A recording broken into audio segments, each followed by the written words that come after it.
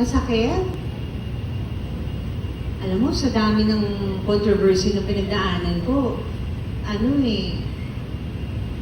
siya, lahat masakit naman yun, lahat masakit. Pero,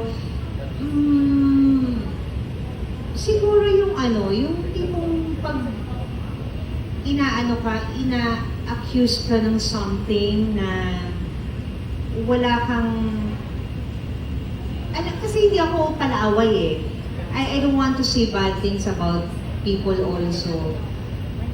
Wala. Kumbaga parang, hindi nyo ako kilala, hindi nyo alam ang totoong pagkatao ko, so hindi nyo alam ang buong story. Sometimes, yun ang masakit na hindi naman sa hindi mo mapagtanggol yung sarili mo. It's just that gusto mo lang mag-keep silent para wala nang mga madamay na tao, para hindi na lumaki.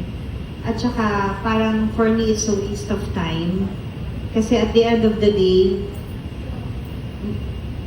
din yan, lilipas din, diba? So yung accusing me to something that I did not do, yun yung pinakamasakit.